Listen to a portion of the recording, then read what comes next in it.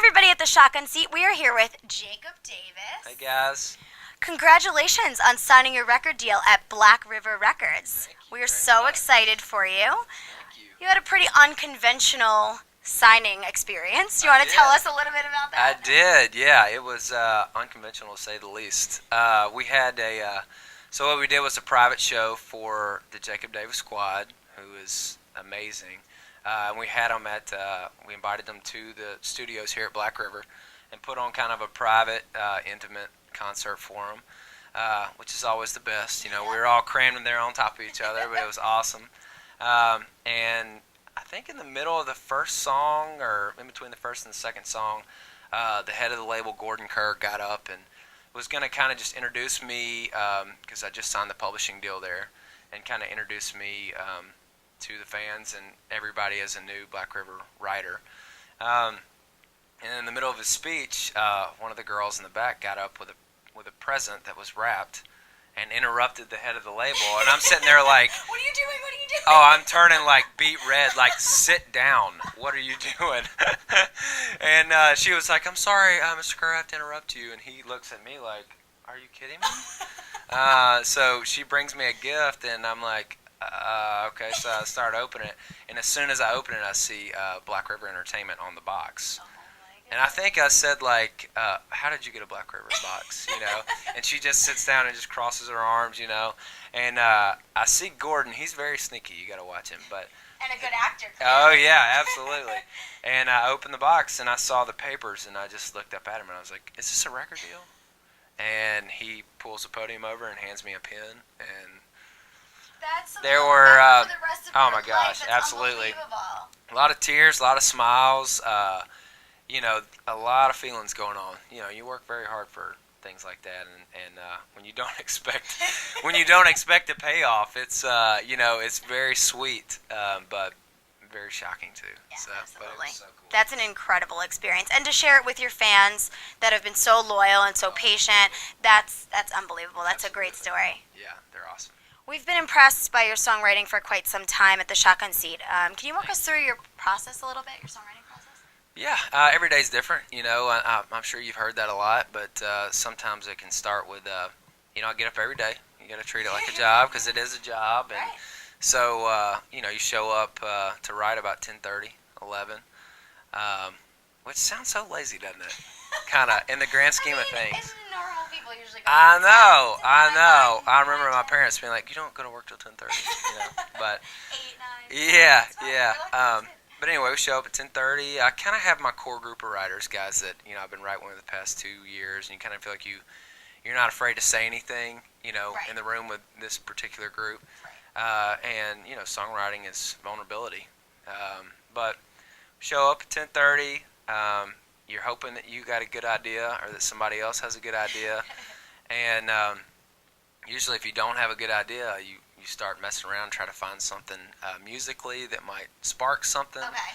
And it goes from 10:30 to about 3:30 or 4, and some days you just bang your head against the wall and you get nothing. But some days you get magic, and that's what makes it all worth it. Absolutely. You know? That one lyric. So Absolutely. you end up starting sometimes with the lyric first, and sometimes with the melody first. Or I'm definitely different? more of a lyricist. But you know, I've got, you know, close co-writer buddies that are so musical that you can walk into a room and they already have a melody kind of drawn up, Right. you know, or a track built, or something cool on a guitar, and the idea in my head may not fit that at all. Right. You know, so then you kind of start fishing for something else. But just personally, I'm more of a lyric guy, so I hope to have a good idea. Well, that's kind of my next question. Where do you find yourself pulling from for inspiration for song ideas? You know, for the most part, I read a lot, and I feel like I'm a lot sharper whenever I read. There's an old saying, William Faulkner's an old writer, and he said, if you want to write one word, you got to read 1,000. So reading, I think, is big for me. But, you know, I can get it from a movie. Okay. You could say something in this interview that sparks something, you know. That would be awesome. Yeah, so you get 10%. I was going to say, do I get any credit? But yeah, it comes from everywhere. You know, random conversations with friends.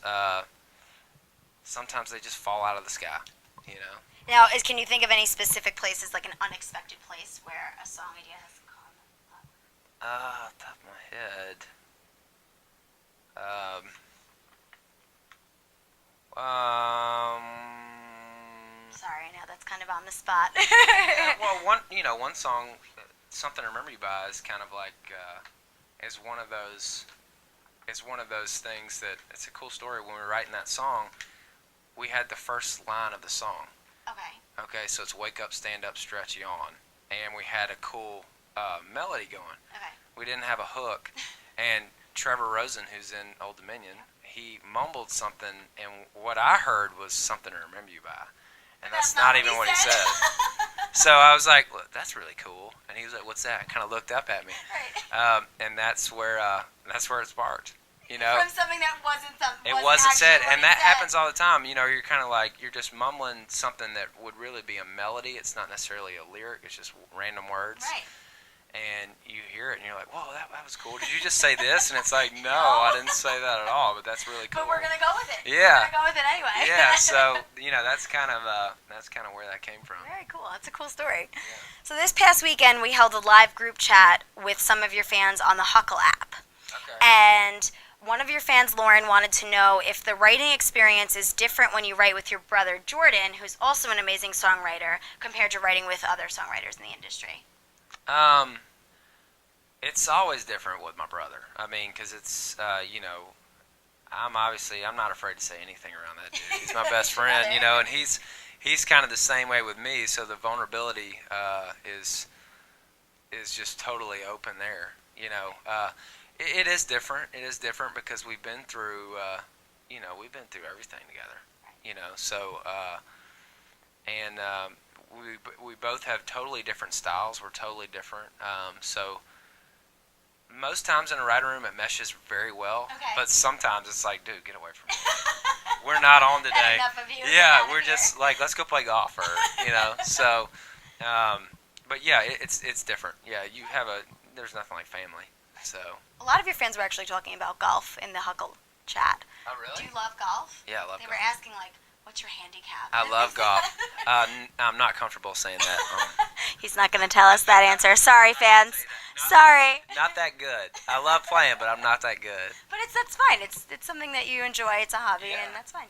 You get good song ideas on a golf course too sometimes. See? Yeah, you See? get out there and you just get quiet, or maybe you don't get quiet. Talk some trash, and somebody says something. You're like, oh, that's cool. Put it in your memory. Put it in your right? phone. Yeah, absolutely. And then just finally, some summer plans. Your fans are dying to know about new music, when you're going to have an album or an EP. Yeah, So me too. What's that? What's the plan for that? Well, we are going in the studio on Wednesday. You heard it here first. July 13th. Wednesday, July 13th. Yeah, Very me and Mr. exciting. Forrest Whitehead. He's producing, and we've. I think we'll go in first and cut 4 or 5 songs. We know 3 for sure that we're gonna cut, and so it's coming. So So exciting. yeah, So I'm so exciting. pumped. We're starting Monday, which is what's today? Today is Wednesday. Today's Wednesday, so next Monday we'll start.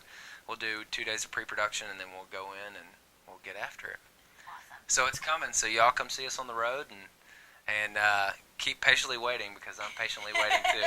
I've been patiently waiting for a long time. I'm sure your fans are very patient, and I'm sure they're man, very they're excited awesome. to hear the I'm music. so fortunate to have them, and I hope they all know that. I'm sure they do. Yeah. Thank you so much for chatting with us. Thank you. We're looking very forward to the new music. Well, thank you very much. This is the Shotgun Seat with Jacob Davis. Thank you all. Bye. Perfect. Thank you so